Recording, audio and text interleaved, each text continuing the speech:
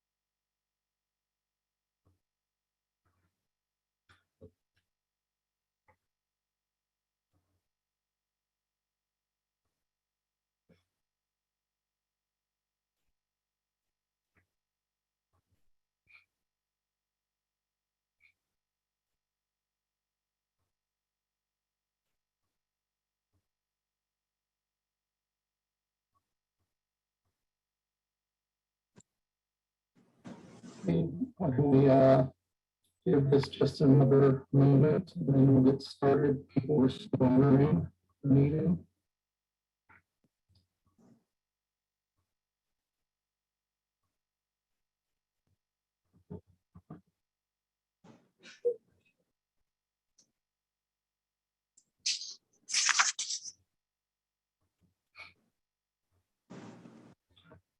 Okay, why don't we get started? Welcome to the August meeting of the Southside Planning Forum. Changed up the agenda a little bit tonight. We're going to start with the presentations. Before we begin, Rebekkah, are you going to go over the rules, or would you? Okay, Yes, thank you, Tom. We'll include that in the beginning of our presentation. Thank you for asking. Okay, Rebekkah, Ranallo, the Neighborhood Services Manager and the Office of the Mayor. Would you like to get started then? Thank you so much, Tom. Good evening, everyone. My name is Rebekkah Ranallo. I am Mayor Ed Gainey's Neighborhood Services Manager. My team manages neighborhood-based outreach and constituent relations for the mayor's office. And it is my pleasure to be with you all this evening in partnership with our Chief of Staff, Jake Wheatley.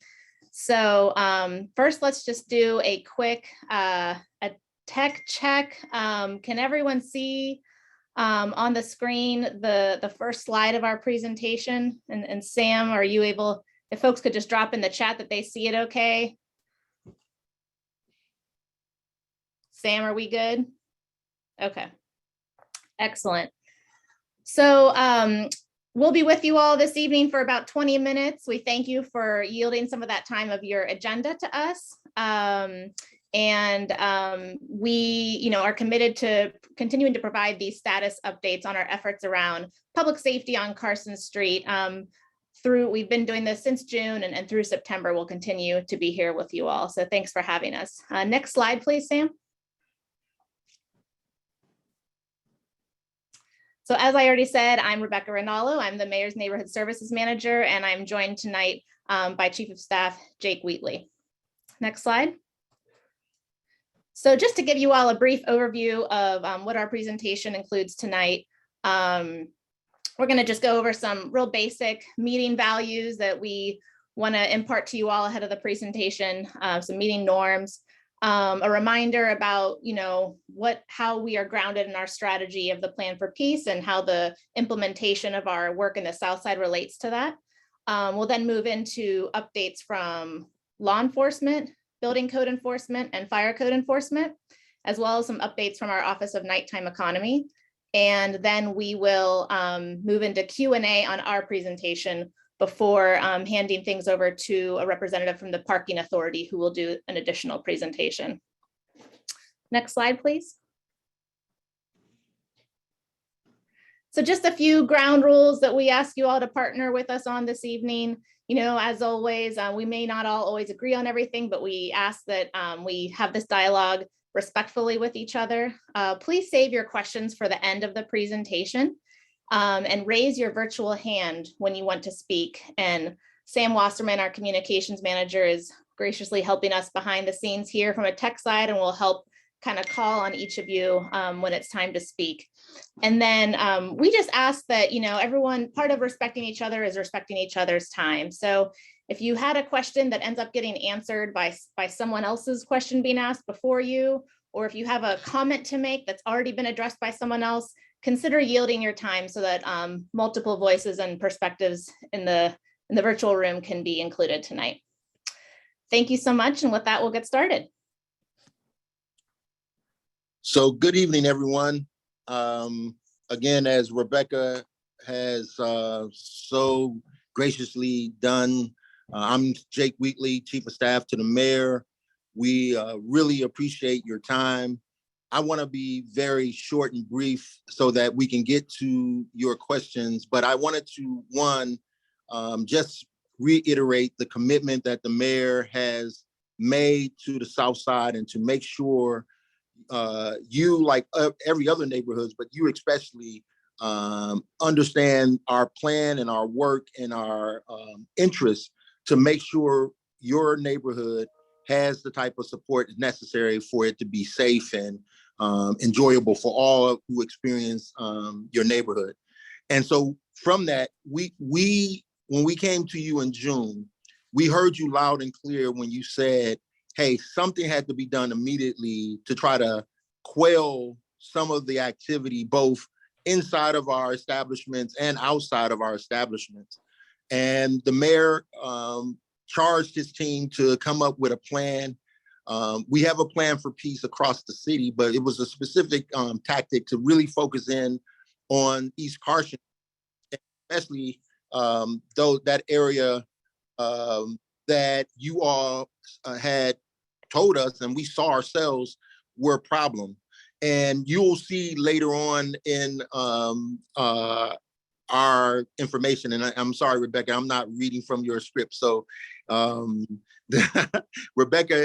put our strategy down so you can read it for yourself, but I'm giving you the general gist. You can see from our strategy that when you compare what was experienced on East Carson Street in 2021 versus what you're experiencing now, you will see that there is a decrease in activity. Now we want, when I say activity, the violence, some of the nuisance activity, some of the crowd activity, and because we've worked with our partners to kind of really focus in on that, we think we've seen some decrease in that activity. And we hope to continue to see that decrease. We hope to continue to implement the plan. We don't think that we're all the way there yet, but we do think we have some positive signs that things are working on the South Side. And so, as Rebekkah talked about, we will continue to give you updates, but we think we're headed in the right direction.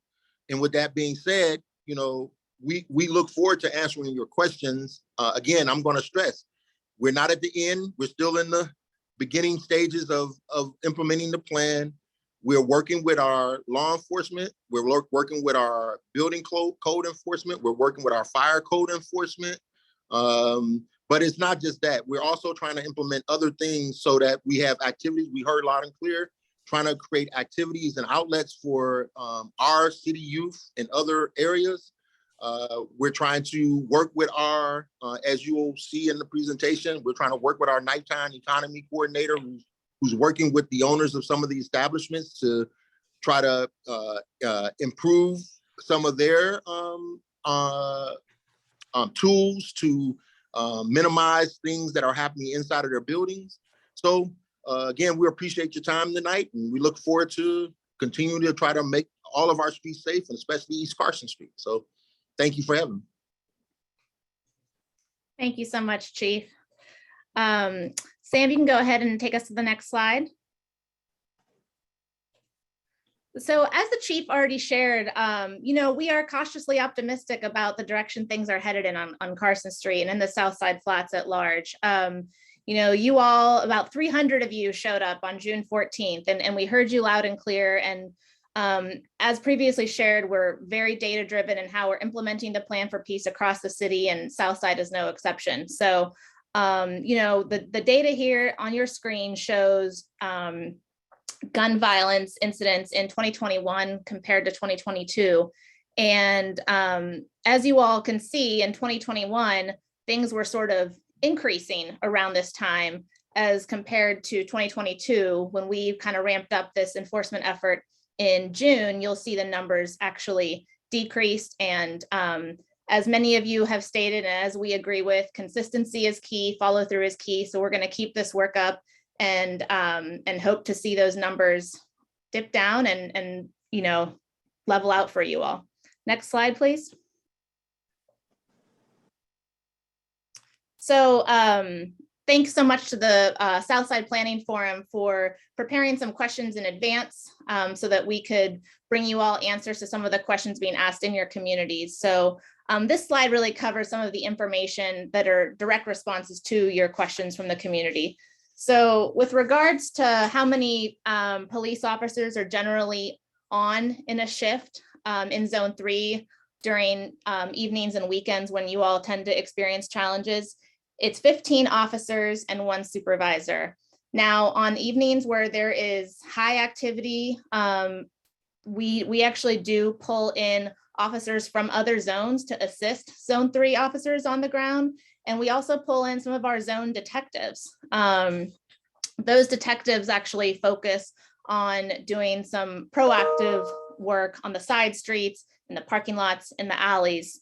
All these officers are sort of rotating between being on foot and being in cars throughout the evening until about 1:30 in the morning. And that's at the point in which everyone goes to foot. And we really focus on foot patrols starting at 1:30.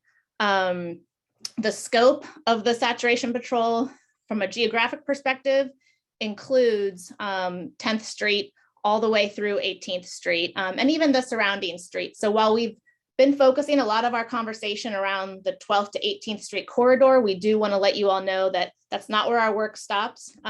We do have officers that go beyond those blocks as well. And then additionally, our police specialty division group, which handles a lot of traffic related issues, they're called SDD.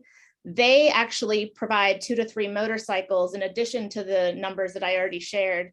And those officers on motorcycle specifically focus on the tag and tow detail. With regards to updates on the community's request for signage, our public safety department is coordinating that effort with our Department of Mobility and Infrastructure to post signs on telephone poles throughout the business district. Those signs will let folks know that they are often subject to surveillance, depending on where they are in the district, and that no loitering will be tolerated. With regards to questions about Foxtail and Skybar, Zone 3 confirmed that they have seen decreased disruptive behavior and decreases in crowd sizes since the closing of the bar. And with regards to Ember Bar, Ember actually has been really cooperative in wanting to help with some solutions. They actually they volunteered to start locking their door at midnight each night. They let patrons who are already in the establishment stay till 2 a.m. when they close, but no one is admitted in after midnight. And at 1:30, our officers actually do deploy a car specifically to that location to just be proactive in keeping an eye on things there. And then we've heard great feedback as well about the presence of our officers at Ormsby Pool. The pool staff and neighbors have shared that they feel it's been effective. So just want to give a shout out to all of our officers, our detectives, not only from Zone 3, but throughout the entire Pittsburgh Bureau of Police for their efforts in the South Side. Next slide, please. Okay, transitioning a bit to talking about building and fire code enforcement. So in June and July, the director of our Department of Permits, Licenses, and Inspections, Sarah Kinter, ordered fire and life safety code sweeps for all commercial businesses of the 1500 through 1900 blocks of East Carson Street. You should see the numbers on your screen for what they accomplished there. 65 inspections, 46 case files opened, 84 violations found. Of those violations, or of those case files, I'm sorry, 16 of those have now been resolved, and 30 are still in the process with additional inspections. And I want to take this opportunity to just give a little plug for something that my team actually is working on in partnership with PLI. All of this information that I'm sharing here is public. There is a software tool called Agency Counter that is public, where you can see all the details of not only code enforcement, but building permit applications. And PLI is really excited to help empower the public to finding this information on your own. And my team is actually working with them to schedule a few different virtual trainings for community members who are interested in learning how to navigate Agency Counter, learning how to run your own reports for your community groups. So if you're interested in participating in that training, where you can dig into the details of the data that you see on your screen, let me know. Drop your information in the chat or email neighbor@pittsburghpa.gov, and we will sign you up for that. Next slide, please.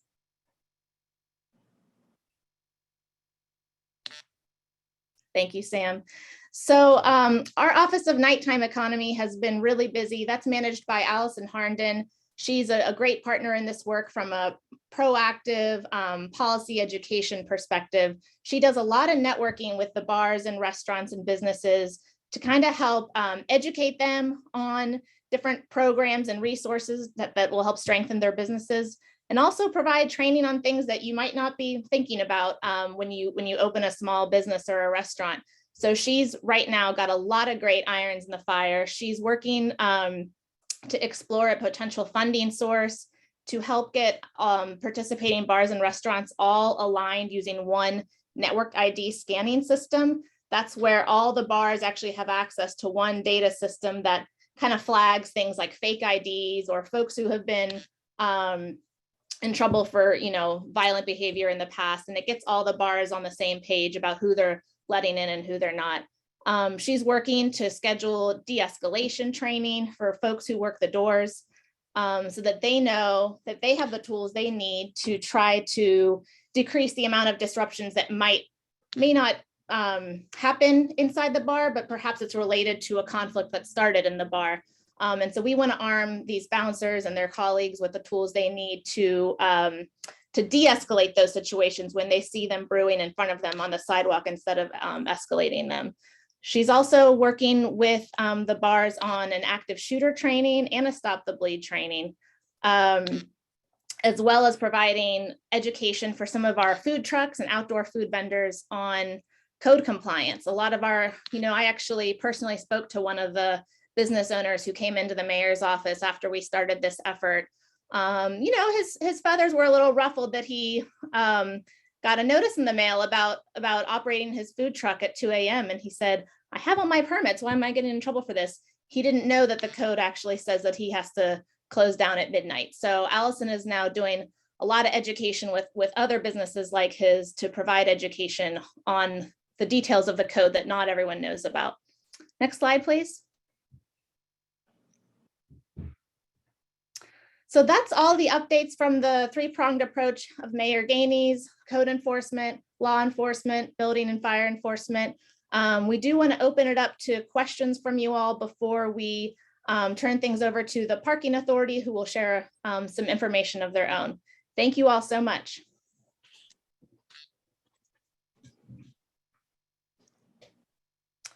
All right, Sam, my view does not actually show hands raised. If you can help start calling on, there we go.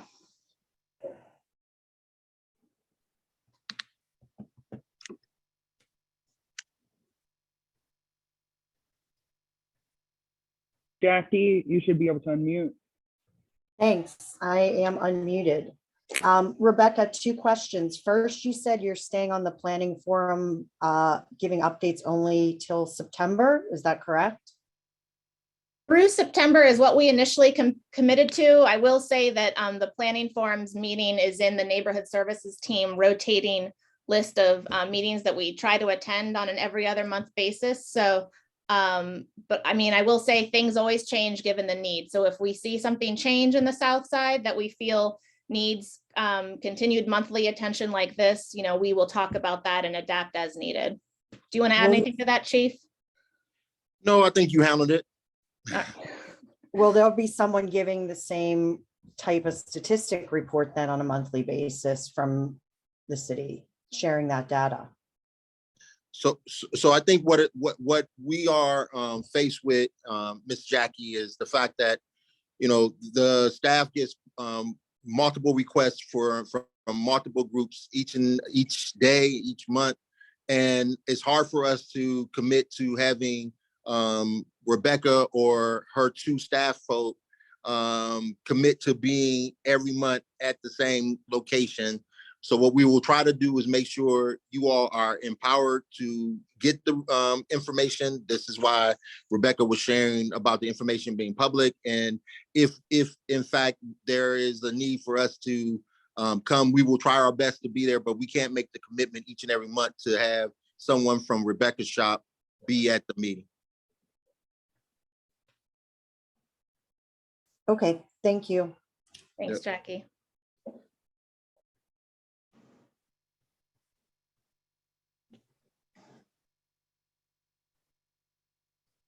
No other questions? In the chat, there's a question. Are food trucks allowed on Carson Street? Are food trucks allowed where? On Carson Street? Carson. Oh, I thought you said on parking. I'll have to take a note of that and dig into the specifics of what the code says about where they can and cannot park. To be honest with you, I just don't know that answer off the top of my head. And then there's one question from Sarah.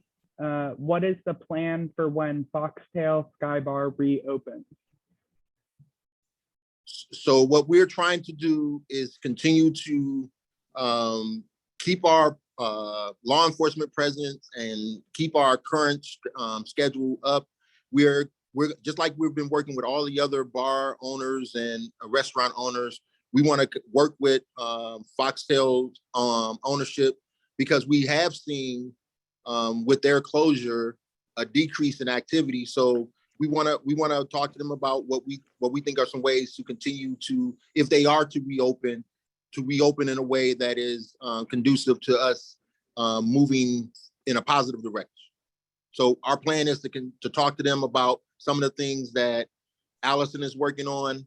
We're going to also continue to have a increased presence around, you know, our enforcement until we make sure we have this at least controlled in a better manner.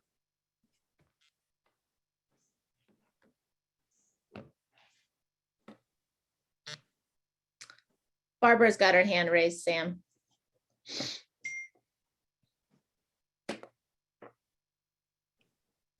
Earlier, I think it was in the year, we were provided information about the Allegheny Health Network homeless group.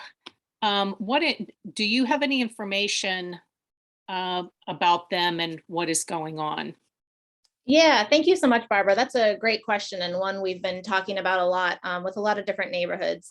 So the group you're referring to is called Roots. It's managed by a gentleman named Dan Palka, who's been a really excellent partner for the city. The partnership is managed through our Office of Community Health and Safety, which is managed by Laura Dragowski. And the Roots currently has resources to be doing outreach and case management for unhoused community members in police zones 1, 2, and 5, I want to say. I hope I didn't get that wrong. I'll double check my notes before I leave tonight. And the city is actively working with AHN to expand that work so that we can bring those resources into other zones as well. However, I don't want you to be discouraged by that, because what Dan has shared with us is that the unhoused community is actually a pretty tight community, and it's a fairly transient community. So even though resources are technically focused in those zones, these community members move between all of our zones quite frequently. And the Roots team actually prides themselves on knowing just about every single unhoused community member in the city. So the issue here is, you know, we have an affordable housing crisis that's national. Pittsburgh is no stranger to that. The pandemic has only exacerbated those challenges: unemployment, loss of income, and we have a mental health crisis that's impacting our country as well. So those factors have kind of all culminated into increasing the amount of people who unfortunately don't have a roof over their heads. And there has been a shortage of beds across our city. So what Roots does is they work with these community members to try to get them the resources they need while they're on these wait lists. And we do have, you know, our strategy and our policy is to not intervene with our unhoused community members, to not do any sort of relocating of their possessions or of their, you know, their homes, essentially, unless they are truly being hostile or violent. We've had a few cases where we've needed to do some relocation because of violence or hostility, but for the most part, these folks are keeping to themselves, and they're just trying to do what they can to maintain peace in a quiet area of their tent while they wait for a more permanent solution. Does that answer your question, Barbara? Yes. Great. And we'll continue to update you all on that work as we work to expand the Roots program throughout the city, which we're really excited about. I'm sorry, I left off that we have, I think it's 150 new beds coming this fall in the new facility that we have some corporate partners helping invest in to get built downtown. I don't remember the exact location. Chief, can you share on that by any chance? Second Avenue. Second Avenue.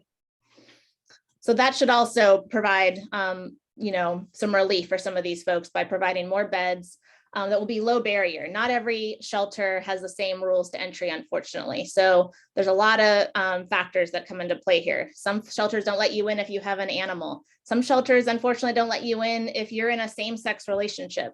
Some shelters don't let you in if you use drugs. So these are all the things that go into determining whether or not some of our most vulnerable community members actually can access housing. One question that I just remembered, we have been told that Zone 3 is going to increase the amount of work with Allegheny Health Network.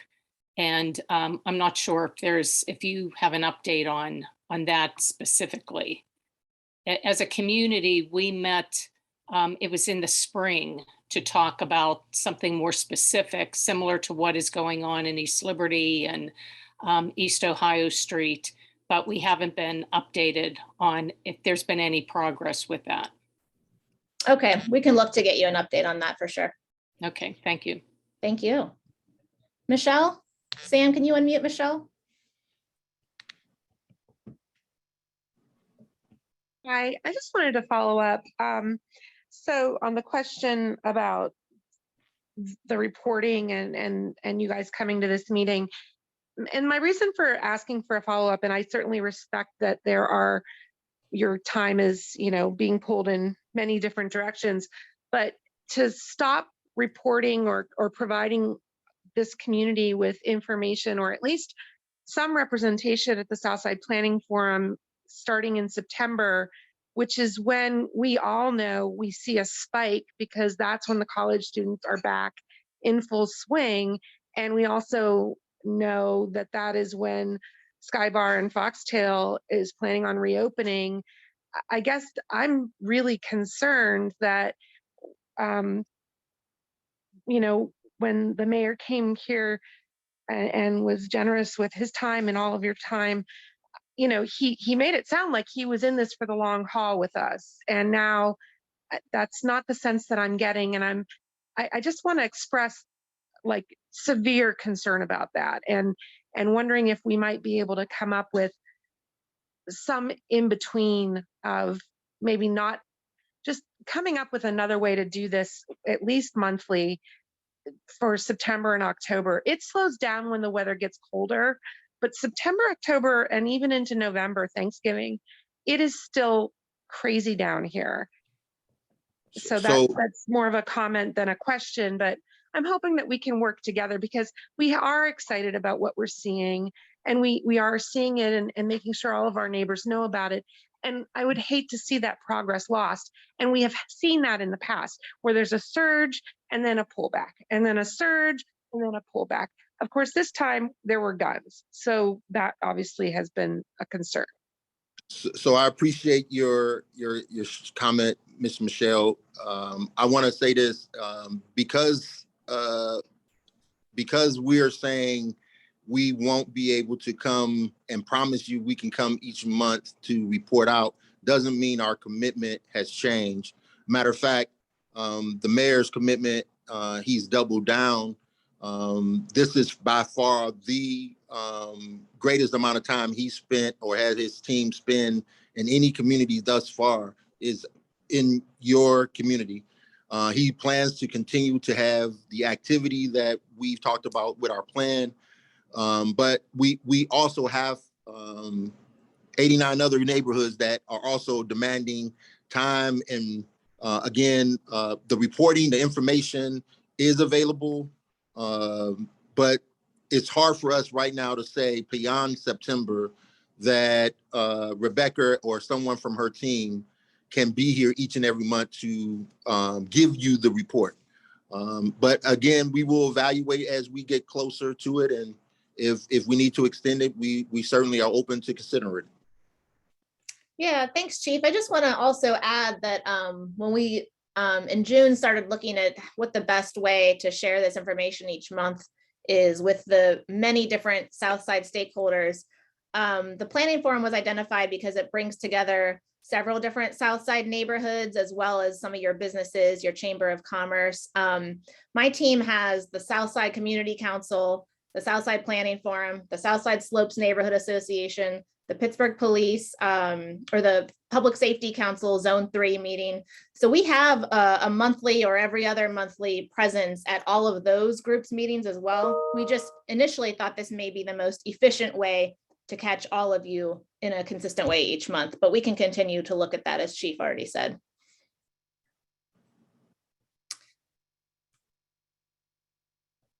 All right. If we are all done with questions on our portion of the presentation, I think we're ready to hand things off to Gwendolyn Bolden from the Parking Authority. Does that sound good? All right, I just want to thank everyone. I'm going to have to jump off. I do have another meeting to run to, but I appreciate everyone. Thank you, Rebekkah. I want to thank Sam and the others that pulled this together. And there is no pullback from the mayor on our commitment to the South Side and making sure we get a firm grip on the activity over there. So I just want to reiterate that, but I appreciate all your time. Thank you. Yes, and thank you to the Planning Forum for hosting us each month. It's our pleasure to be here and share this information. And it is now my pleasure to introduce Gwendolyn from the Pittsburgh Parking Authority. Thank you all so much. Thank you for your time. I just want to share with you just some of the statistics that we have for parking enforcement. We looked at both June and July for parking statistics, and in our RPP areas, we've issued 203 citations in June and about 252 in July. So it's about steady for residential parking permit. On-street meters, we've issued 303 in June and 173 in July. Off-street, this would be our parking lots around the south side. We've issued 107 for June and 90 in July. No parking violations, we've issued 56 in June and 33 in July. And then added to that, we've got street sweeping that has come on and since April. But for June, we issued 371 in June, and then in July, 519. There were a couple of questions that came up for us, and one was, has enforcement increased in the residential parking areas? I don't think it's increased, but it may seem that way because of street sweeping. Street sweeping's been in effect now since April. The next question was, are streets with no parking signs being ticketed, such as 14th and Bingham, and streets adjacent to thick bikes? Anywhere there's parking signage, we are able to enforce, but if there's no signage there, we can't enforce an area that doesn't have signage allowing us to enforce. And then the last question was, have changes been made to public parking lots so that they are not places to party? I wish. We have been asked to add some lighting in a couple of the lots in the south side, and I know that's been done or either still in process. Other than that, our goal is just really to maintain safety. And we work very closely with the police and DOMI to make sure that signage is there and lighting is correct. So that's my report for you this evening.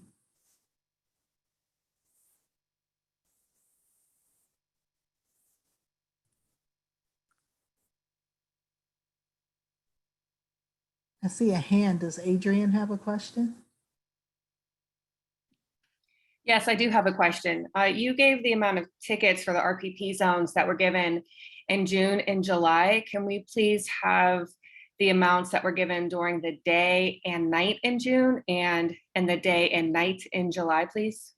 And I usually do that in the regular monthly meetings. I don't have that information with me right now, but I will supply it for you.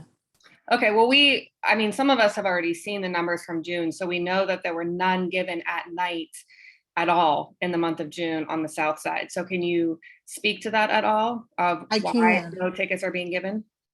So one of the things that we had asked is that we had police protection for the enforcement officers, and that they haven't been able to maintain that. So my officers are working in that area up until 6 p.m. We pair them together, but after 6 p.m., they have not been enforcing in the south side.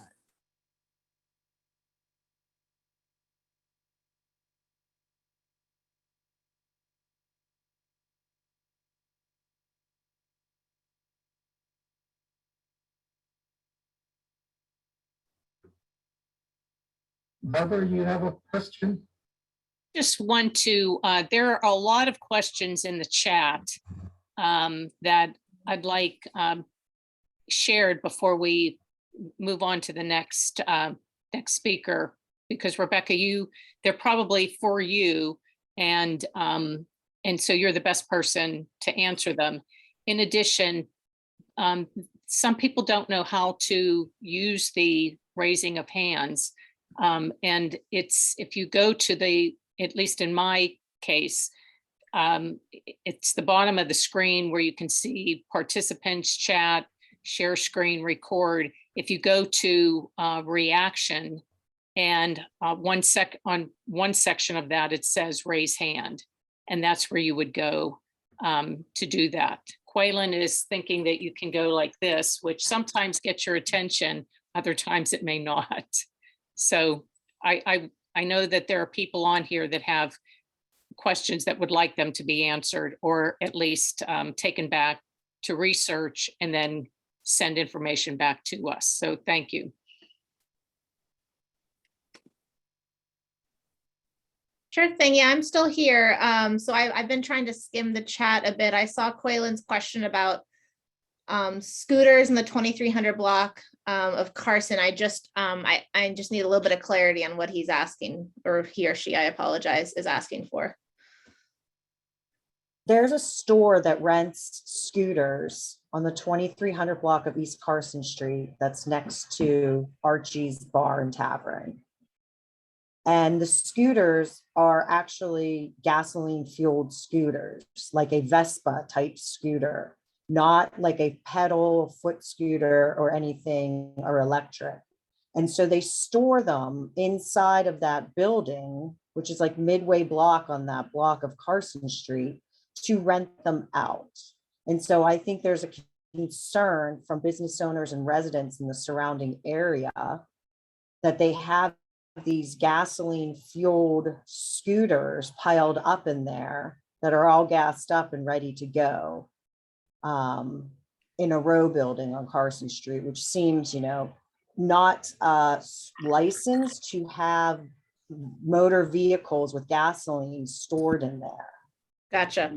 I'm speaking on behalf of Quaylen because I don't know if I was able to unmute because I already asked a question earlier. So I think that sums it up probably. Okay, thank you so much, Jackie, for clarifying that. That's helpful. So I will need to speak with Director Kincher on, I imagine that's a PLI enforcement item. Because what I hear you asking is who makes sure, what are the sort of regulatory guidelines around something that could potentially be a fire hazard being inside of a business in your business district. So I'm going to have to connect with Director Kincher on that, and we'll share the answer back out. Well, let me just mention one other thing, because I know that there's been an inspector. I'm told that there's been an inspector who's shown up several times to try to inspect it, and no one has been there to open the door. So the issue is whoever owns the building or whoever the owner is of that particular storefront is not showing up when they're told they should be. Okay. All right. Thank you for that additional information. I will we'll connect with PLI and see what information we can learn.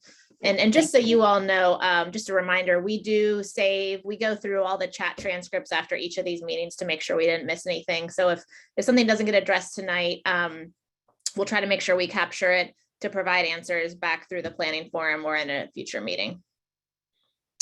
I don't want to take up any of Gwendolyn's time though. Were there additional questions on the parking side that were in the chat?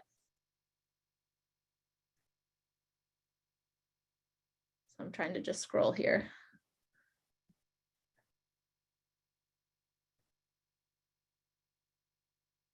I thought I saw someone asking her something.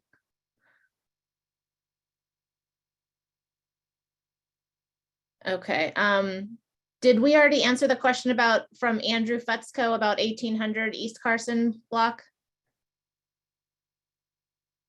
I don't believe so. Okay. All right. Okay. Tom, do you feel that we are we done with the mayor's office section of the agenda? Have we captured all the questions in the chat? There was, just a comment about, and this is for the parking authority, I expect, about no ticketing is taking place in Southside after 6 p.m. Gwendolyn, would you mind taking that one? Can we unmute Gwendolyn?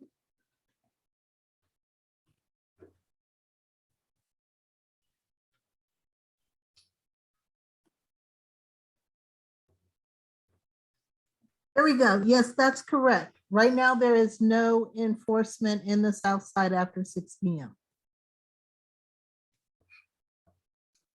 Okay, and there was another comment about having people basically partying in the 18th Street parking lot, gathering in the chat. I saw somewhere here.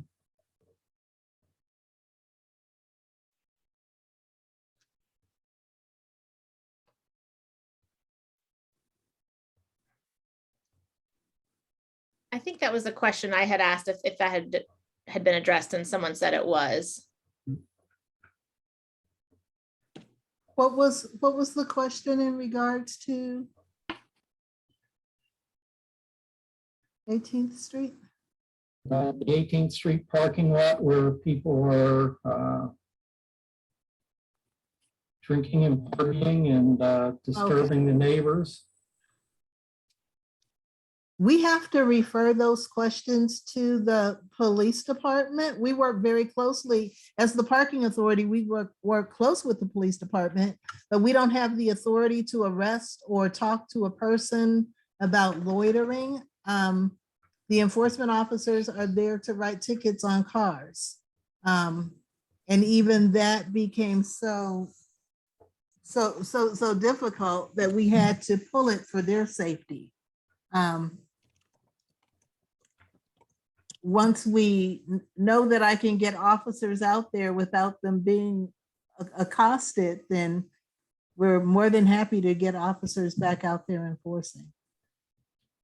And those should go to 911. I know of a resident who did contact 911 and during one of those incidents, and the police were able to respond very, very quickly. And everyone was, there were no arrests made, but they were told to leave the lot and did so. So it may be when it does happen, 911 needs to be called.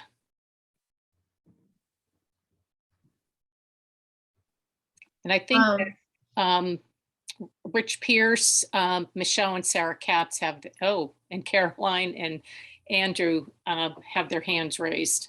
Oh, wow.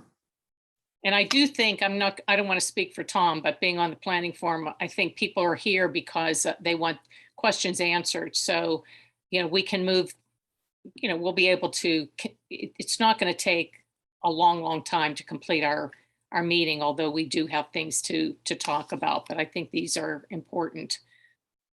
So. Yeah, I'm gonna, I'll continue to answer questions from the community. I'm gonna respectfully request that any members of the media that are here tonight, please send your questions to our press secretary. I know you all know how to reach her, and we'll get back to you for any media specific questions. I want to keep the community centered this evening, and we're already well over the amount of time that we were supposed to take up on this agenda. So Gwendolyn, Jocelyn Fitzgerald asks if there is a plan to share around trying to increase parking enforcement after 6 p.m. Are you able to speak to that, please? We are. We've got a couple of things going on with the enforcement over there. One, we are a bit short-staffed, and we're currently hiring and training staff, so we're building those teams back up again. And that's going pretty well. We still have a hard time, just like everyone else right about now, in finding adequate staffing. But I say right now we've got probably 6 people in training now that will be dispersed around the schedule. As far as parking enforcement in the South Side, we've been ready to go with that. Prior to June, we had police officers that would monitor and walk along with the enforcement officers just for their protection. The police have a hard time with that as well in their staffing. So they haven't been able to provide us that service. And I'm not going to put my officers out there without protection. So we'll continue, we'll follow up on that with you, Gwendolyn, internally. We want to make sure that all of our enforcement partners have the resources they need to do this work. And as already shared, we have quite a large number of public safety officers being deployed in this district specifically. So we can connect with you to make sure that that your officers are supported by the officers from the police that are already out there each night. Excellent. We look forward to it. Great. So regarding some of the questions about paraphernalia in cars. As I shared earlier, the 3 detectives that go out during our kind of high peak shifts, they do a lot of work like that. They're out patrolling parking lots, alleys, side streets. They're looking for issues like that, and they are taking, action as needed when they see things like this in the community. So I want to make sure you all know that that is part of the scope of work that they are providing. Okay. Is it possible for the parking authority to have an officer assigned to nighttime enforcement to ensure safety? I think we kind of just answered that. We'll make sure our public safety department is connecting with the parking authority to talk about some of these dynamics. All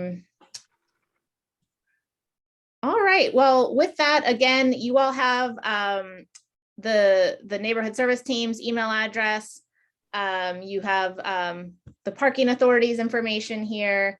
You know how to reach us. We will comb through this chat transcript at the conclusion of this meeting and make sure we've captured everything. We, as Chief shared, on behalf of the mayor, we are committed to continuing doing this work in the South Side and throughout the city, and we'll be back next month. Thank you all so much for having us.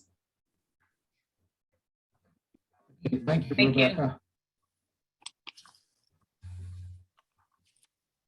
Okay, so we're going to move on with the agenda. Next, we have Julie Hecker from UPMC. Julie, are you around here? Okay. All right. Well, thank you, Tom. I appreciate that. So what I was hoping to do tonight is to give an update. We have had a couple of conversations, mostly last fall. We really haven't had, I don't think that I've been back to the planning forum since then. But for those of you who don't know me, I'm Julie Hecker. I'm the Vice President of Operations at UPMC Mercy. And I have a few of my colleagues who have also joined us today.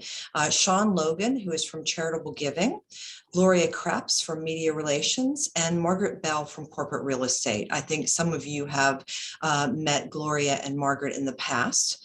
And so what we thought we would do is, I have sort of 3 sections that I'd like to update on. The first is issues that were raised previously that have more to do with grounds and things like that. An update on 23rd and Jane and the services provided there. And then an update on the Mary Street property. So with that, I'd like to start with some updates from some issues that were raised at previous meetings and what we have done in regard to those. So one of them was that concerns regarding the grounds around the lots at the previous hospital site on Mary Street, just that they could use some work. And so we did address that at the time. I believe that is still being addressed, but that there may be an issue, and we can definitely talk through that. We also were asked to put some trees along the Mary Street parking area by Roche Taylor, and some trees were added there. And then also trees needed for along the south lot, which is the parking lots on Sarah that UPMC has staff parking in. And then additionally, we did some lighting at the Josephine parking lot, which apparently we did too well. And so then we actually went back and decreased the amount of lighting there because it was a little too much for the residents that are near there. Additionally, we were asked to put signage at 23rd and Jane to add a larger sign to let people know about the primary care offerings there. And I believe that was, that actually happened, and I'll defer to Margaret on that piece in terms of the signage.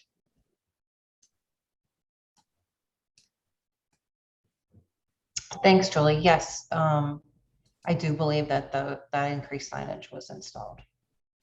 Great. Okay, so I'd like to maybe pause here. I see Michelle has her hand up, and maybe take, if there's any questions about any of the things that I just mentioned, I'm happy to answer those. So Michelle, do you want to start? Actually, I apologize. My hand was raised from the previous and had not been answered. So I apologized. I hadn't lowered it yet. Okay. But thank you for all that you're doing. Sure. Okay, Jackie? Hi, thanks, Julie, for coming back to the planning forum. There actually has been no work done around Southside Hospital or the parking lots. To date, I actually live a block away, so I walk by there multiple times a day, just with our dog. No trees were planted, and actually you cut down 2 trees in front of the hospital that were there. None of the landscaping has been done. None of the lots are have been cleaned up. Okay. In fact, the lots that visitors were using for the COVID treatments, the COVID shots, are a complete disaster. They're not secure. And actually, there are people using those lots to drink and pregame and do drugs in. Okay. So right now, UPMC is running risk right there because their site is unsecure, it is unsafe, and it's unhealthy for the residents that live adjacent to that. And nothing's been done there. I don't know if you all did put the trees down by the other lot down at the end. That's on the other end of the south side from me. So I don't know if anyone on the call would know about that, but anything else that you can do in terms of safety of those lots by the old hospital would be great, and to clean them up. They're just, the whole thing's just a mess. So I'm going to guess that Jackie, that we did some cleanup prior last fall, and that we maybe did not go back and check it this spring and summer. So I apologize for that. I do know Margaret is on too, and Margaret, I do believe that we put some trees. Yes. Maybe I've got the wrong location. No, that's the correct location. We did add some trees there. Okay. I don't know, Jackie, that I can point them out to you, tell you where they are exactly, but I could find out exactly where we planted them. Okay. But I know we did do some. And I will actually reach out to the grounds crew that handles that area, and I will talk with them. And then I'm going to be out of town, but I will make time by the end of next week to go and take a look and see for myself, so that we make sure that that area is taken care of. The parking lots are a little bit of an issue in terms of being unsecured. We do have people who are using them, who, like the Brashear Association, asked us to be able to use the Roche Taylor lot for some of their people who are coming in. And also there's the Birmingham Clinic that's in the Roche Taylor, and they are using that one. So we'll just have to really think about what we can do to change that, to do something different there. And then also how we can secure the Josephine lot, because yeah, we certainly don't want people using it as a tailgating event. So let me look into that and see what we can do. Yeah. Okay. I can help with that, Julie. Okay, that would be great, Margaret. Mm-hmm. Okay. All right.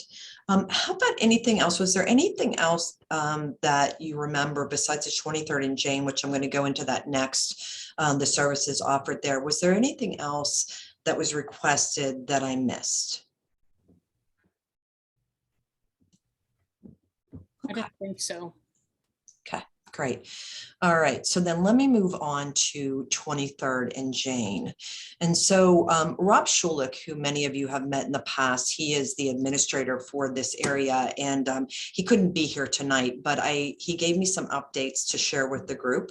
And so, you know, we've heard a lot about people not really knowing what is available there. And so I wanted to sort of clarify that with the group tonight, with the caveat of saying right up front that it's probably not what you really hope is offered there. So, so I just want to start with what is currently being offered, and then we can talk a little bit about some of the things that you had hoped would be there. So if you look at the 23rd and Jane, it has the primary care office there. There are orthopedic specialists who go there. We have Quest Diagnostics, which is not UPMC, but we moved it from the outpatient center with this group of services, because we knew that that was something that the community really needed. And then we have the CRS outpatient physical therapy area. So that is what is currently at the 23rd and Jane location. Last fall, we really discussed the desire that people had hoped there would be more urgent care and that there would be expanded hours. And we also talked about the need to promote to the community because, essentially what happened was we had the urgent care that was at the Mary Street location in the old Southside ED. And over time, it sort of got pared down from urgent care into walk-in care, and then it became primary care. And so it's kind of evolved over time, not necessarily in the way that perhaps people would have liked it to be. But where we are now is, at that time when we talked about promoting last fall, we even got flyers made up. I think Barb has a bunch sitting in her in her hallway. We were ready to go, and then we had an issue where we had a really big staffing issue. One of the physicians went on an extended leave. They lost their PAs, and so it's been a little bit tough for them. But the status right now is they have one physician, Dr. Murga, and a PA, Amanda Quinn, who are there Monday through Friday. They do have a PA and another physician starting on September 1st. So that's a very good thing. Currently, their hours are 8 to 4, Monday through Friday. I think actually until September, they may open at 9. But the types of services they offer are, they do offer same-day appointments. They also offer virtual appointments, although you have to go through the UPMC app to do that. But the types of services are things like asthma, allergies, blood pressure checks, colds, cough, sore throat, all the typical things you would expect. They also see patients with insect bites, rashes, they do physical exams, preventative screenings, sick visits, sprain strains, vaccines. They do now actually offer weight management services, and they do some wellness visits. So those are the typical things you would see in a primary care office. What they don't offer is they don't really do cuts and puncture wounds that require stitches. They don't treat burns, sports and work-related injuries, and fractures. And this is mainly due to the fact that these require a higher level of service or equipment that is not currently available at the center. So that is where the center is today. And I'm happy to have some discussion about what your thoughts are there, and answer any questions.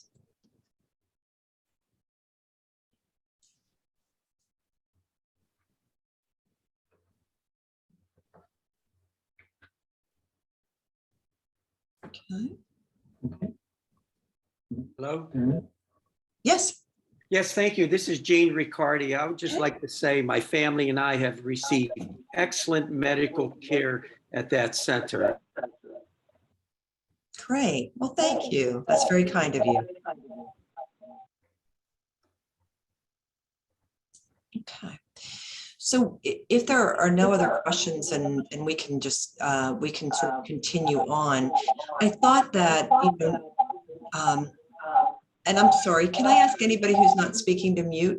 Oh, perfect. Okay, sorry, there was an echo. So what I thought we could do is maybe now talk about how we could increase, because one of the issues with the Monday through Friday and not having extended hours or other services there was the lack of volume to that site. And so one of the things that we had talked about last time, and when Councilman Kraus was on the line, was, it's sort of a vicious cycle, right? If we don't promote it to the community, they don't know that it's available, they're not going to utilize the service. And so what we talked about at that time was, could we do some flyers at community events such as Step Trek, the Southside park community walks, street fairs, etc.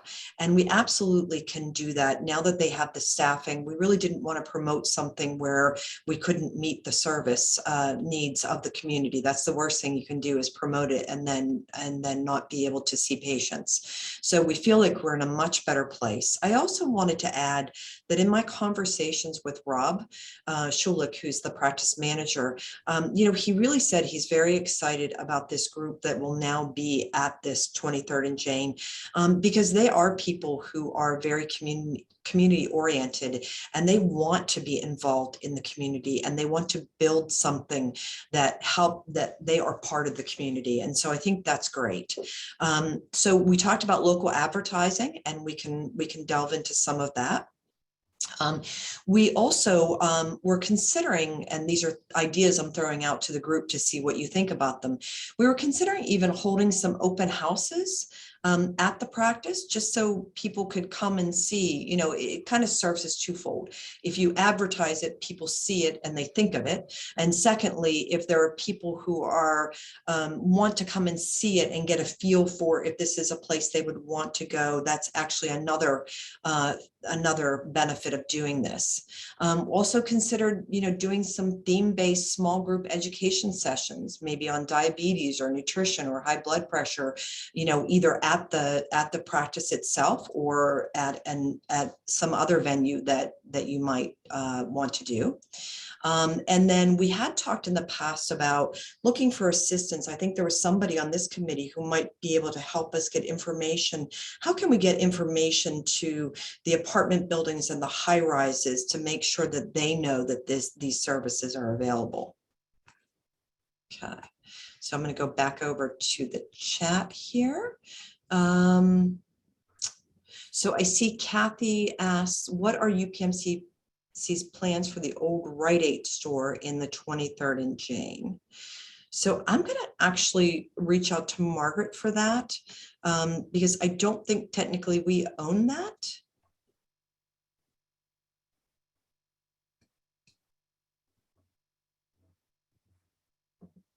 Is that correct, Margaret? Yes, that's correct. Sorry, I was unmuting. We do not own that. We are looking at the Rite Aid store for additional services, but nothing has been finalized yet that I'm aware of. Okay. But I can get back to the group when we do know more. I think the owners are aware that the neighborhood did like the Rite Aid being there and wanted to put something. They were attempting to recruit another pharmacy or something similar. So I think they're being very careful in if anyone is interested in the place, they're very, very careful with what they are looking to put in there because of their sensitivity to the neighborhood needs. Sure, that's great. Okay. All right. So I guess I'd like to get some feedback on what are your thoughts on the ideas I put out there for promoting. Does that sound like a reasonable plan to try to get back on track and make sure that the community is aware of the services that are provided there? I think you had shared the flyers that I have. We talked about whether or not they need to be revised because of some changes that had not occurred, that because of the fact that we're not the what was going to come may not be there now. Right. And we probably have volunteers who can go to the management offices of the apartment buildings, because we do have a lot of apartment buildings. Right.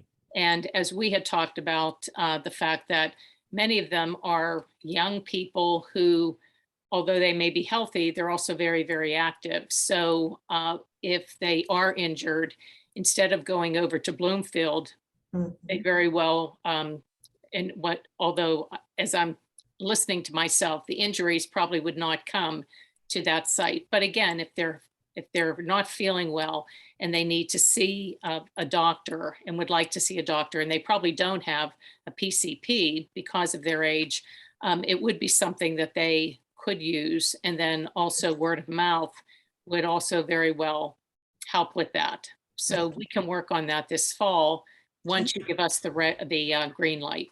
Okay, great. Yeah, so I think that we're good to go on that. I think that, you know, maybe we can even do a little subgroup and talk about some of these things if you like.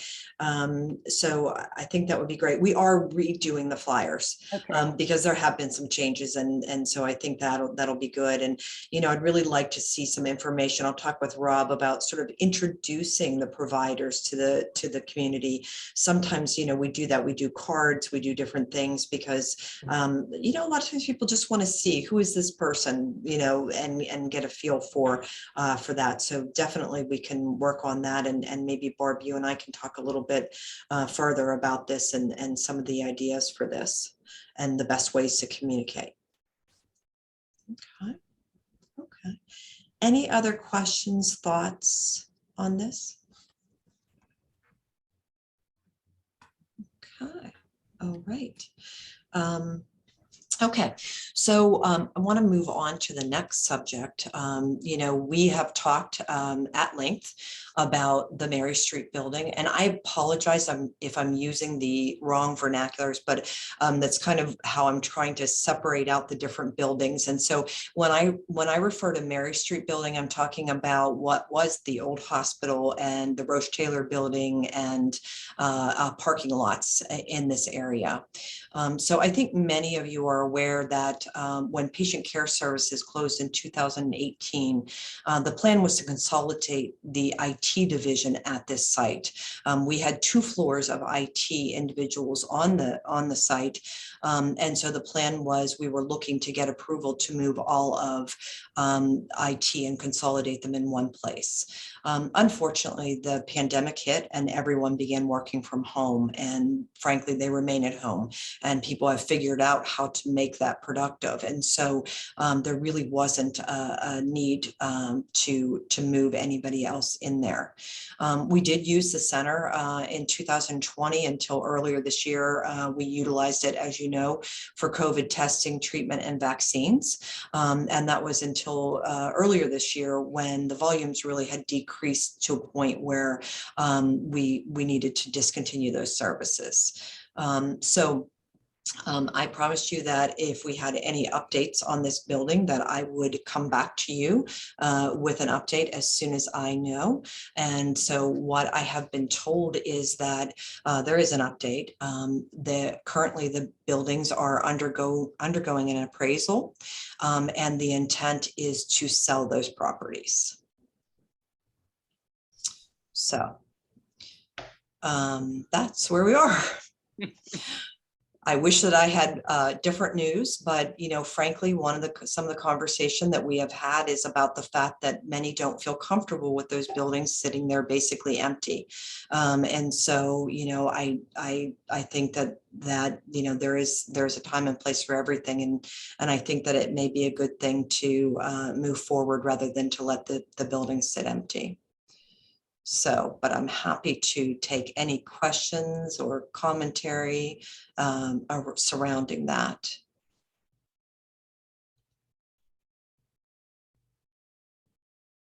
This is Jackie again, Yes. Julie. Yeah.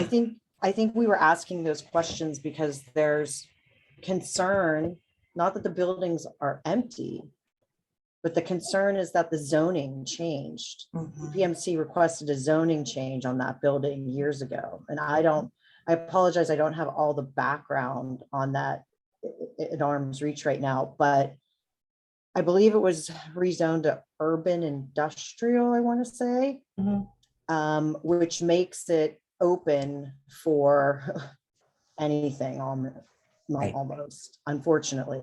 So we now run the risk of that property being sold under that zoning tag and could end up with a concrete factory there or something crazy. So, and we met, Barb, didn't we meet with the folks in the facilities group about their cooperation to work with the city to have that zoning changed? If I recall, I think that, and Jolie probably remembers too, and Margaret, I think Mike was going to reach out to Corey Lehman in zoning to have that conversation,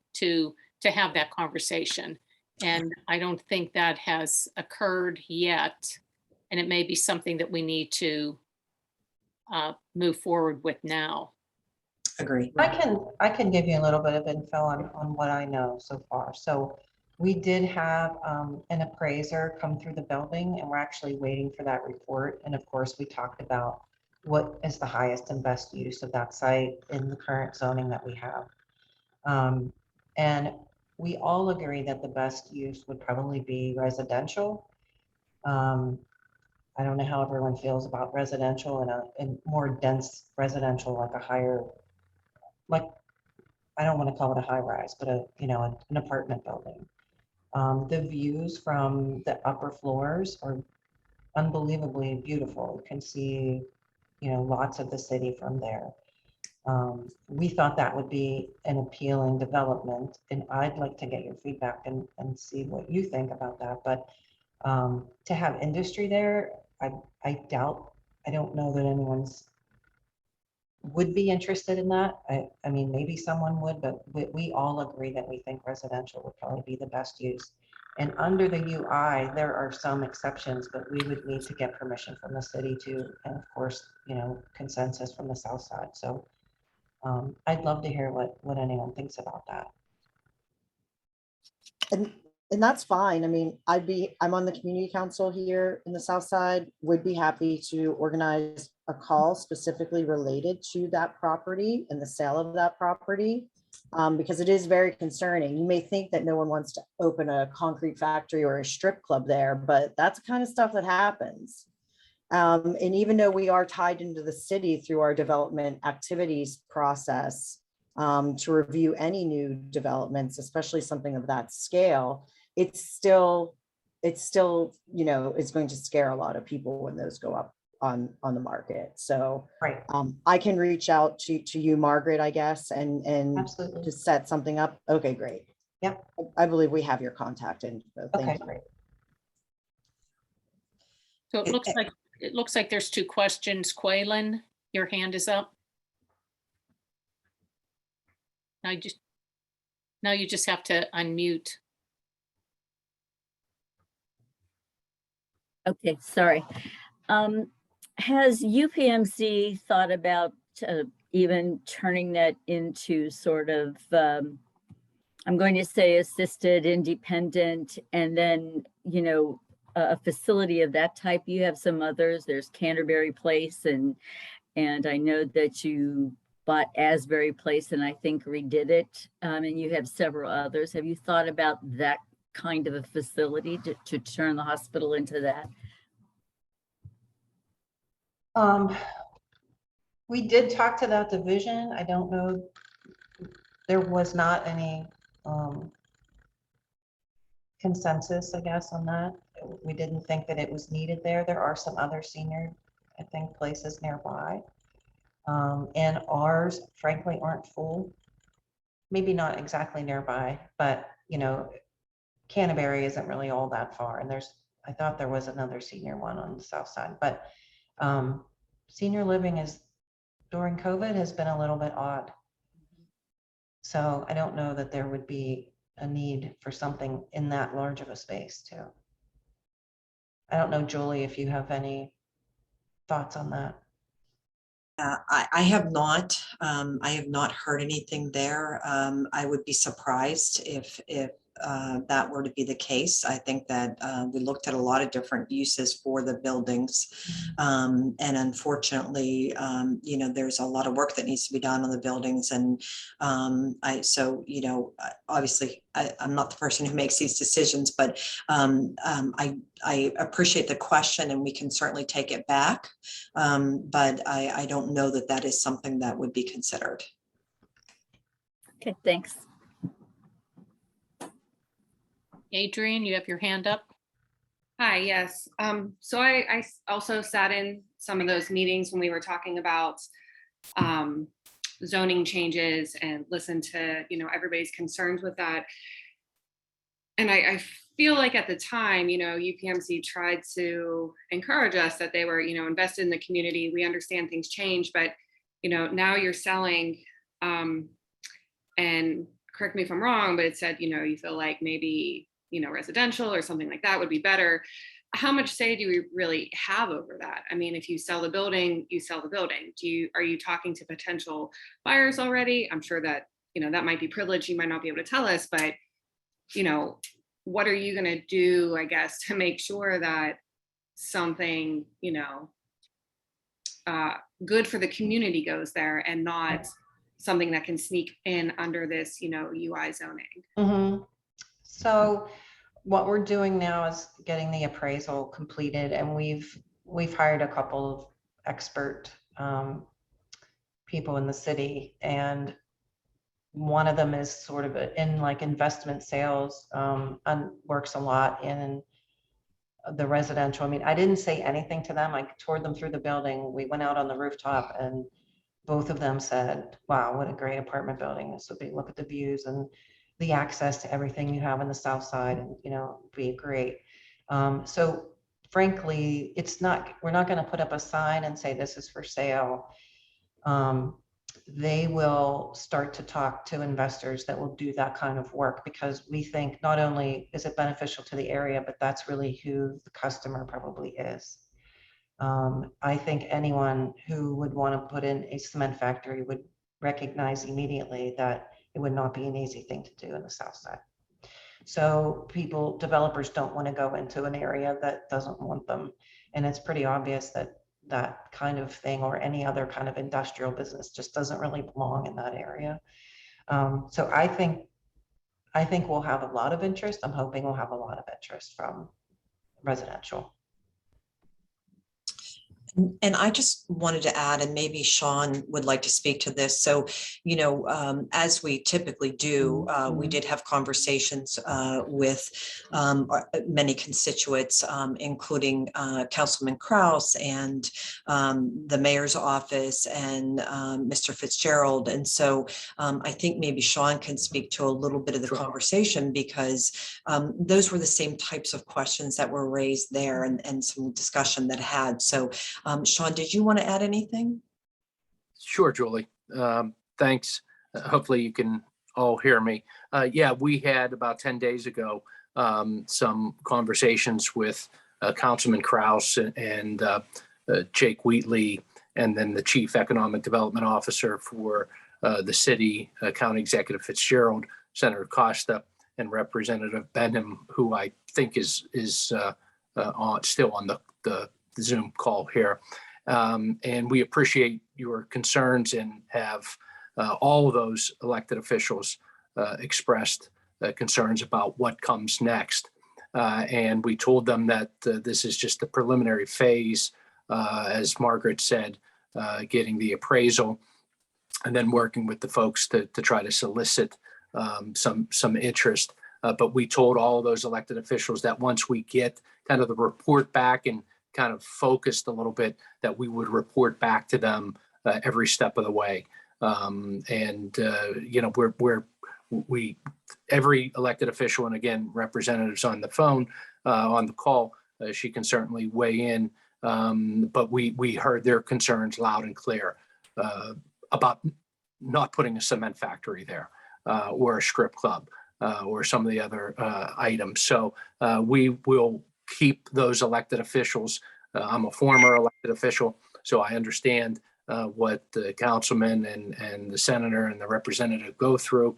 So we will absolutely keep them informed once we get the report back, and happy to come back, obviously myself or Julie, Margaret, all of us, to come back to this forum to keep you apprised.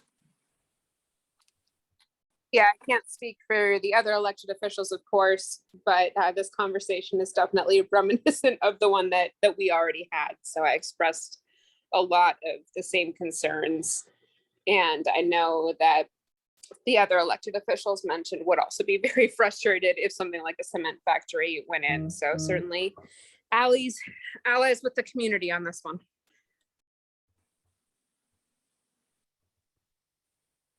Definitely, for sure. And just to go back, Barb is correct. You know, when we talked about the zoning that happened prior, you know, that zoning was done because we were going to move the IT group into the building, and it was no longer going to be a healthcare facility, and so we needed to change the zoning. So there, I just want to be clear that there was no malintent there, or you know, that was why it was done. When it was brought up about that, we did say, Margaret and I both said that we would be happy to join, you know, join any meetings with the zoning committee. And honestly, I tried to follow up several times and hadn't heard back. So, so I apologize for that, but we're happy to be involved in any way we can to look at that again. You have our commitment that we will, you know, that we will keep you updated. I know this is kind of a bomb, and so, you know, you can certainly reach out to me directly if you have further questions, or if you, a lot of times it works well to funnel them through somebody. You know, if you want to have Tom or Barb collect any questions, you know, whatever you guys would like to do, we're more than open to do that. We feel that we have built a very transparent relationship, and I want to continue that. So I'm open to any and all suggestions.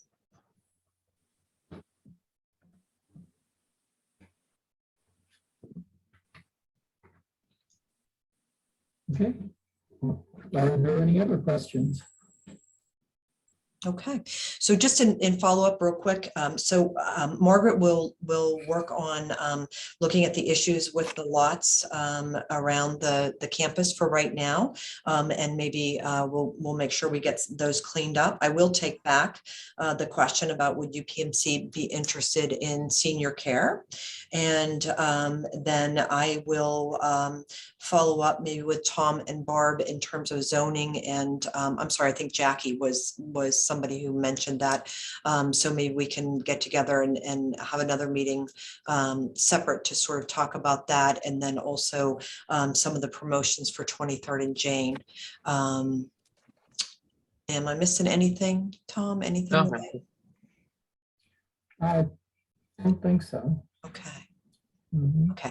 Well, I appreciate your time and the continued willingness to work with us, and we are committed to working with you. Okay, thank you very much. Thank you. Okay. Thank you. Good night. Good night. Okay, moving on. Councilman Kraus wasn't able to attend tonight. Bob Charlin from his office is going to give a report on the East Carson Street and 18th Street construction projects.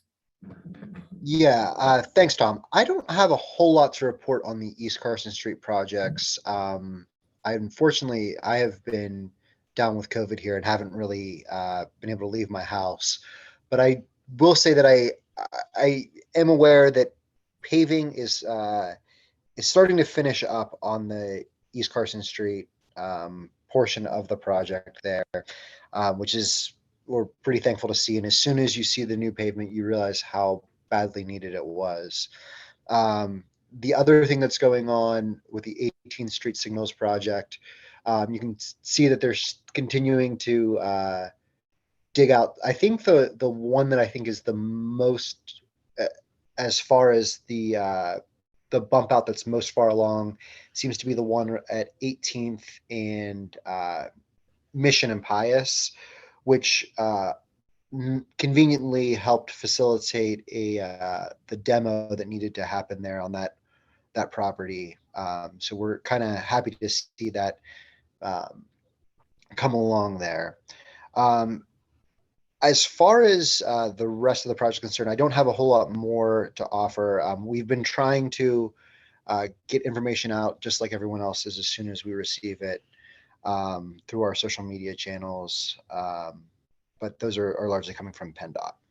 So anything else for me on that? I know that a number of residents have spoken about the need for some sort of planters or something so that the medial strips that are on East Carson at 22nd 23rd, I believe, 19th Street. I know that there was discussion that was going to happen with, I believe, the state officials, PennDOT, but it was suggested that that we wait until after the May primary. And since then, we haven't had a discussion. I don't know who was to be initiating that, but as things are completed and we want to celebrate the new East Carson Street, I think that needs to be completed. That needs to be worked on also. I can speak to that a little bit, which is to say that PennDOT is willing to put them in, but in order to do that, they need a signed agreement with the city that there will be upkeep. And so I believe that is what we would be waiting for from the state side of things, because PennDOT does not upkeep those sorts of things.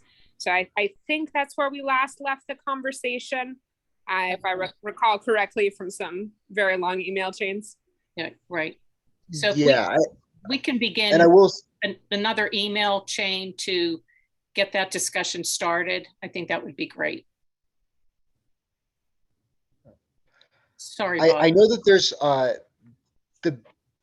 the big concern there is that the medians exist to increase visibility, and adding planter boxes to the medians decreases visibility. So it's, in some level, it's self-defeating to have the median and then put a planter box on top of it. And that really goes against the intent of what the planter boxes were from the get-go, at least from the city's perspective. I'm happy to revisit it again, but I know that's where, in our discussions, that's where we have been on the city side. Yeah, and I think that we need to think about, is there anything else when you're thinking about 22nd Street and I think 23rd Street, because right now people are driving over them. And, and then in the wintertime, those of us who are on this call could be driving over them. So they can be hazardous. They may increase public pedestrian safety, but now they're going to decrease car safety. Yeah. So if we can even broaden the discussion to what can there be that will allow for visibility and not be a planter box.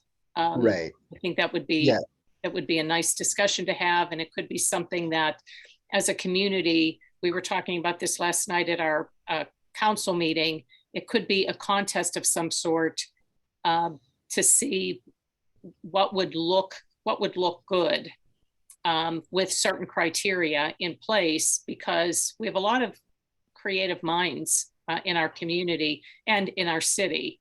And to see what someone would suggest, we might be very surprised. I said this earlier, but we might have the most design professionals per any neighborhood living in the South Side. We are blessed with the amount of design professionals that we do have. I'm open to any suggestion there.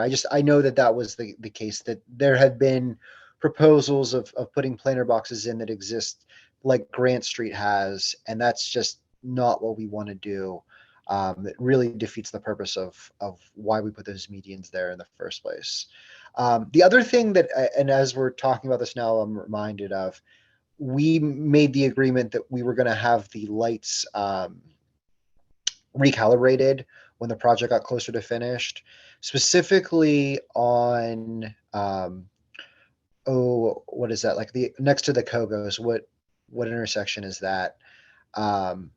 There is a considerable backup that happens there with cars coming from the Jane Street side of the street, that cars will sometimes have to wait 4 or 5 cycles of lighting, of lights going through before they can actually turn onto Carson Street. And as we get further along in the project, it's probably a good time to start that conversation again about recalibrating what timing should look like on the Carson Street project. And I don't know if this would be something similar, but Caitlin Manchin said traffic flow has gotten worse with the new lights, particularly at Carson and 21st. Yeah, yeah, exactly. Similar. Yeah. And I know that part of it is, and I, again, apologize, I have not been out on the street in the last week or so, but I know that the other day I was driving from my house on 19th to Oakland, and it took me about 20 minutes to get across the Birmingham Bridge because of the construction that was still happening there. So I know that, and there was an officer that was directing traffic. So I know that that's something we need to look into as they're starting to wrap up some of their work there. Yeah, so I think we can. My brother was a traffic engineer for PennDOT, and timing is something that you may work on towards the end of a project. Yeah. But there is, I don't want to say there's science to it, but it will be something that will no doubt be reviewed. Yeah, it's I say this all the time, but none of us would believe that we could be, well, probably someone on this call could, but most of us wouldn't think that we could be a structural engineer managing a bridge or something like that. But because we've driven a car, we believe that we can be a traffic engineer, and traffic engineering is still incredibly, there's an engineering to it. There's a science behind it, and it isn't done sort of willy-nilly. So I do defer to the experts on what they have to say there. Andy, your hand is up. Yeah, I just wanted to thank Mr. Kraus's office and everyone in the city that was responsible for getting that house on 18th Street and Pius down. It was an eyesore and quite frankly, a safety issue towards the end. We all believed that it was just going to fall into the street, and I want to say thank you to that.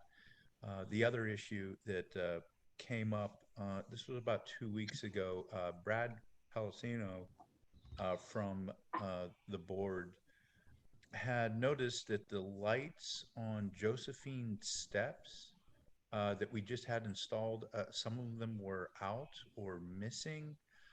Really? Yeah, I personally have not seen this, but Brad had reported this, and I don't know if maybe someone here might have any knowledge of why that would be, if it is in fact an issue. But like I said, Brad had reached out to me and asked me, do you know of anything in the city that they turned the lights out on us going halfway up? I guess the second after the first landing, from there on, he had reported are all out, and we had just done that. So I'm curious. Thanks for bringing it to my attention. I was not aware of that, and I would be very bummed out if those lights are not on. They're awesome. Yeah, so that's all I had. And Bob, I think today I heard from a resident and business owner who said that the 1925 East Carson Street that had a fire a while ago, that homeless are in there in the front part of the building, and I guess the back part. But he had put in numerous 311 calls, and in the hopes that it would be boarded up, but that he felt there was nothing, that they were continuing to move in and out. And it was something that I did want to bring to your attention. No, thank you. I appreciate that. I'll get that right to Dan and his team, and to PLI as well. Okay. Thank you. Rebekkah, did you have a question? No, I'm sorry. I was just jokingly applauding Bob's response about how we all think we're traffic engineers in the city, because I know my husband and I are guilty of that as well. So I just appreciate what he shared about needing to defer to the experts on some of these issues. Thank you. Bob, anything else? I swear to you, I had one other thing I wanted to say, but the cough medicine has caught up with me. I'm on the upswing out of COVID here, but I am I forget what it is. So if it comes to me, I will put it in the chat here. Thanks, Tom. Thank you. Allison, the pit update. Yes, I'm trying to find my report that I can screen share with you, I hope. Let's see. I want to.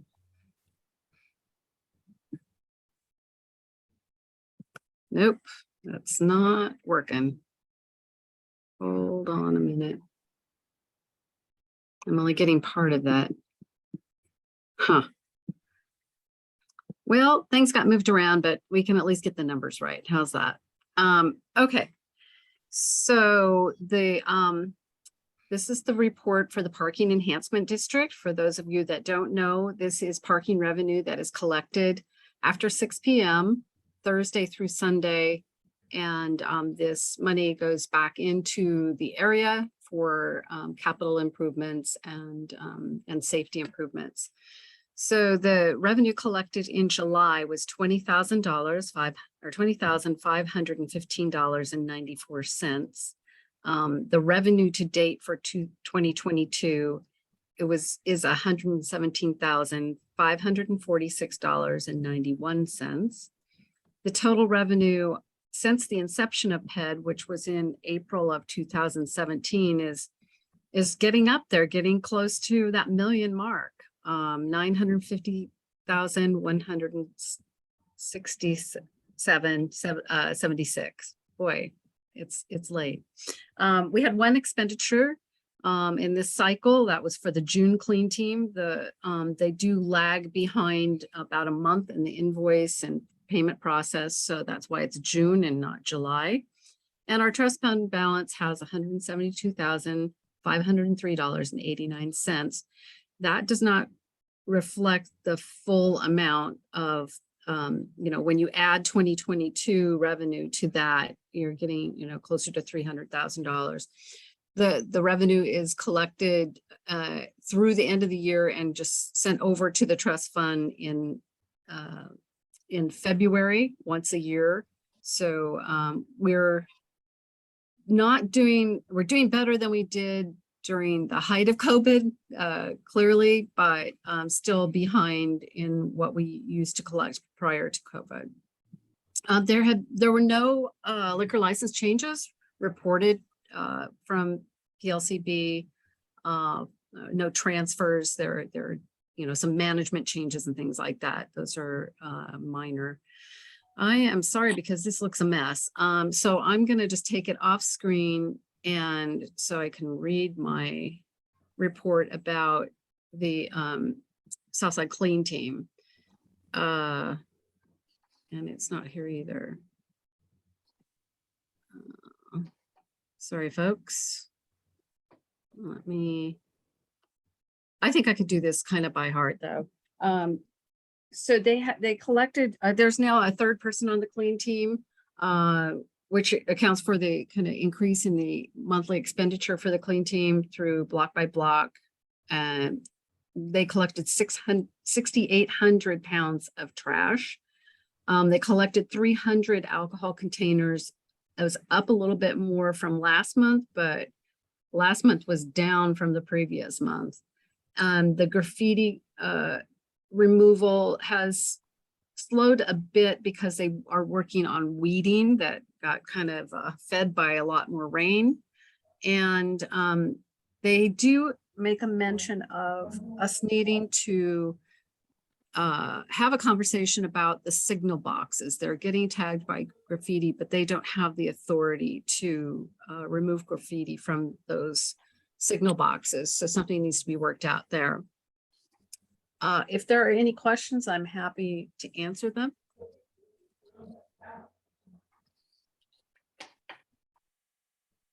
Allison, who would need to give the authority for the signal boxes? I assume the city, because PennDOT generally doesn't operate signals, but I figured I would double check. That's what I'm not sure of yet. And that they said James, the manager for the clean team, is on vacation now, but he said he wanted to set up a meeting with Councilman Kraus, who also co-manages this parking enhancement district.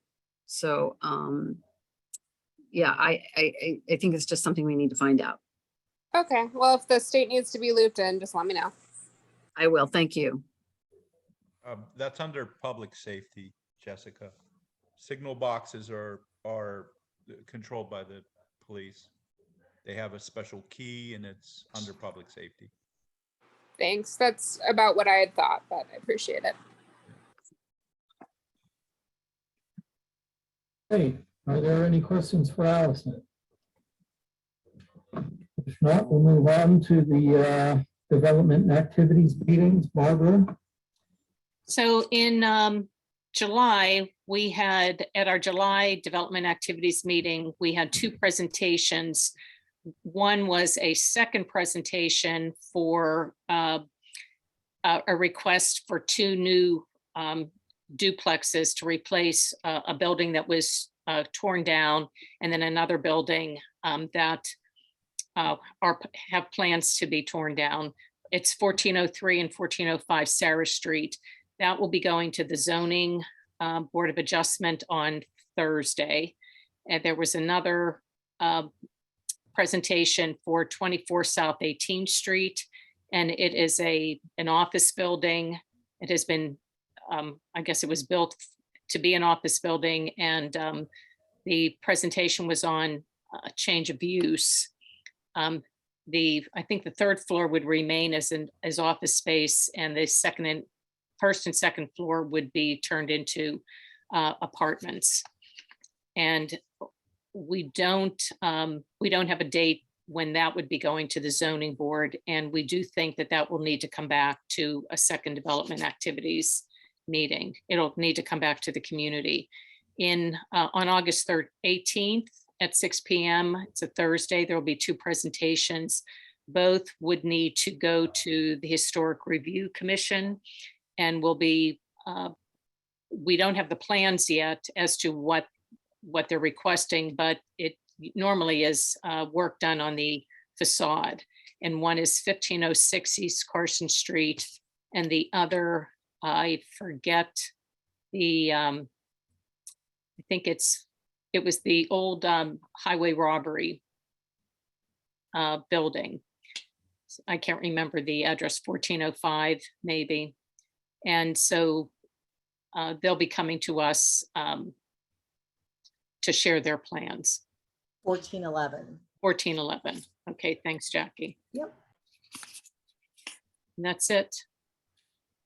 Thank you. Is there anyone here from the Slopes Association? Are they having any development activities meetings coming up?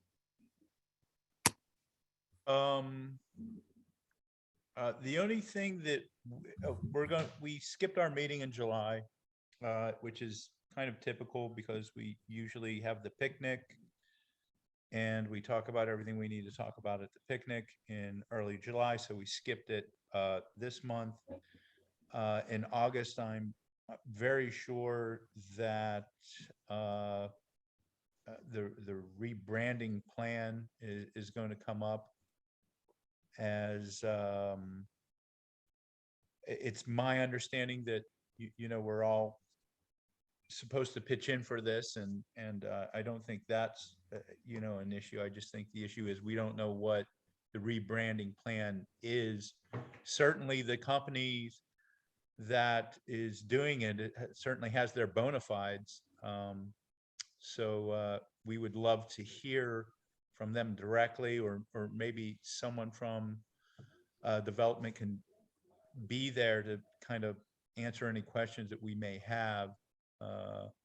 And I'm not sure if it's going to be in person or in Zoom, but lately it's been leaning Zoom.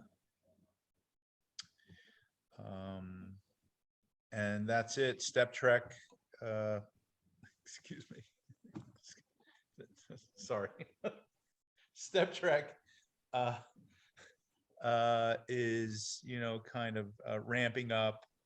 We've had a lot of new sponsors, and I think it's going to be a great year. It's going to be, I think, the full first year that we have post-COVID that people are going to be enjoying it. So that's about it from the slopes. Other than the steps, we don't know what's going on with the steps. Okay, thank you. Candace, anything from the chamber? Just had our our annual golf tournament on August the 1st. So we've been all about that since about the last planning forum meeting. We're continuing to wrap it up. The winner of the tournament was 12 Whiskey Barbecue. They were very, very happy about the win, so much so that they took the trophy before they even have their engraved plate on it. So it was really exciting to see how happy they were about winning. We had 77 golfers. We had about 100 people together for dinner. It was a lovely event. We'll get on to some other things, but right now it's just taken pretty much front and center for all of our time and work. Thank you. Thank you. Are there anything from the community council? And do you want to take the question in the chat? So Jackie's going to speak to the branding question. Sure, I can speak to that. Hold on one second. I just was in the middle of texting someone and got off guard by that. Yeah, so some folks in the community council and probably others outside of the community council have sort of realized that the South Side maybe has lost some of its recognition over the years in terms of having a historic corridor in our neighborhood, as well as other items. And the image of the South Side maybe has suffered in the last couple of years as well. And if you look at other cities that have rebranded, other historic districts that have rebranded, or already had a robust branding campaign, you know, they get their word out and their messaging out in the right way. So we wrote an RFP in the spring and sent it to a few firms, marketing and branding firms that are located in the South Side. We received responses from 3 firms, 3 proposals. And the community council has a recommendation. I think Barb shared that with the other local groups. And of course, this has a fee associated with it. And so we were looking at the other organizations to see if they were interested in contributing to the fee. And that fee would include a whole rebrand of the entire South Side, slopes, flats, everything that's entailed in the South Side. So what does that lead to? Marketing campaigns, branding campaigns. I mean, everything could be branded with a new logo from, I know, Bob, you put in the chat that the holiday banners are going up again, but we have the, you know, what could our new look and feel and logo be? And then that is applied to things like banners, trash cans, benches, cigarette disposals. Anything that is out there right now is old and dated. Nothing has been done in years to rebrand the corridor or to bring any life to the corridor in terms of the branding and recognition it receives. And so we wanted to sort of jumpstart this campaign, get the firm on board, and then develop the stakeholders that want to be part of these discussions, as well as, you know, part of that process would be like crowdsourcing in regards to specific questions about the South Side, East Carson Street, those types of things. So it could be a really exciting project. We put together an aggressive schedule in terms of duration, which all the firms said they could meet. And I think that it is a wonderful opportunity for us to look at as a neighborhood as a whole, especially coming off the heels of the renovation to the corridor of East Carson Street. Also to the fact that, you know, we're having a lot more people. If you just look at the DAM meetings we have every month, there's usually at least 1 or 2 people that are doing facade improvements in historic fashion along East Carson Street. So I think we're at this point where it'd be great to explore this potential proposal and get the South Side back on its feet. I kicked off this conversation with the Southside Community Council saying, look around. Our billboards in our neighborhood are for DUI lawyers, Coors Light, hepatitis, and you know, like, I'm like, where are we? This is not who we are. We need a structured approach to look at things differently. So we put the RFP together. If you'd like to see the proposals, let us know. But would also like everyone that may have some funding available to kick in for the project. Is that good? Did I cover everything, Barb? Yeah, and I think too, it helps, it leads us to what we have talked about several times, that neighborhood plan that we need to be putting together, which will bring a lot of stakeholders together to determine where we want to be in 5 and 10 years. So it to a degree, it'll jumpstart that. Because we had the discussion at the community council, should we be doing something related to branding now? And it was agreed that this is an important piece as we move forward. I was talking to a business owner today, and in seeing that things seem to be going pretty, you know, they're better on East Carson Street than they were, let's say in April, May. But now what? And he kept just saying, now what? And we need to move forward. So this is part of the idea of moving forward, and then hopefully can take us into, you know, more work that is more detailed to define who we are and what it is that we want to become. Yeah, and I would say if you're a little confused about what we just talked about, think locally, Lawrenceville and the Doughboy image that they use throughout that neighborhood, and people know that neighborhood by that image. So a logo in itself could be, you know, really changing for the neighborhood and the perceptions that we have right now that have gone unaltered for so long. So that's all I have. Thanks. Anything else, Barbara? No, I think, you know, we will be having our general meeting Tuesday, I think it's September 27th. Yep, Tuesday, September 27th. And I think that's, I don't want to forget that there's a neighborhood party, and that's September 10th. And it's 3 to 8? Kitty, why don't you share the 2 to 8?